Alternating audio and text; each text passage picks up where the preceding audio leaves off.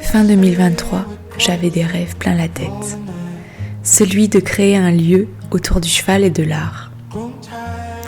Un lieu où chaque détail serait pensé avec intention.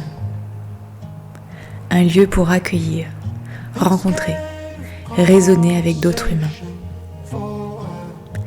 Mais surtout, un lieu pensé d'abord pour les chevaux. Un espace où ils puissent vivre en harmonie et où nous, humains, trouvons aussi notre place. Puis, en janvier 2024, tout a failli s'arrêter. Un accident, ma main gauche arrachée dans une machine. J'ai cru que j'allais devoir renoncer, parce que j'avais peur. Peur de ne pas y arriver seule. Mais ce rêve, je ne l'ai pas construit seule.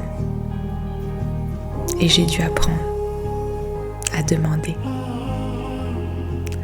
Ma famille, les habitants du village, ils m'ont tendu leurs mains, là où la mienne n'était plus. J'ai dû apprendre à lâcher cette croyance que je devais tout porter toute seule et accepter l'aide dont j'avais besoin. Aujourd'hui, le refuge de l'hippogriffe existe. Il commence à prendre forme.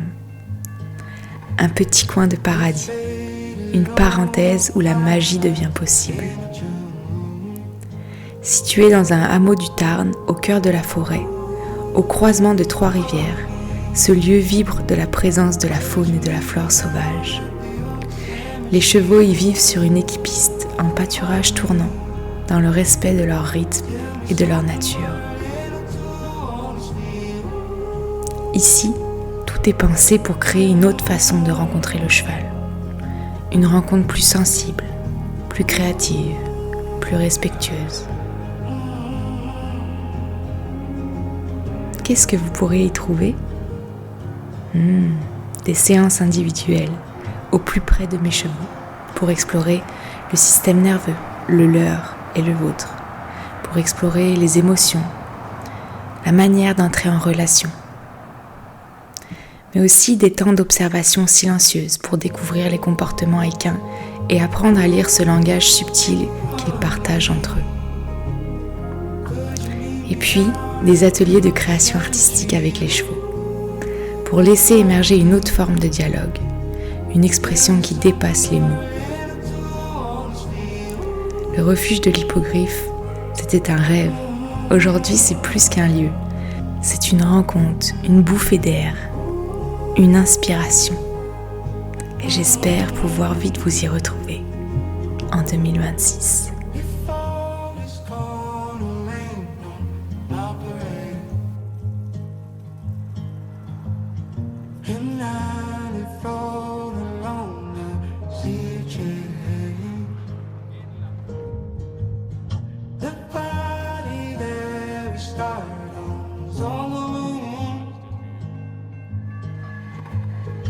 It's faded.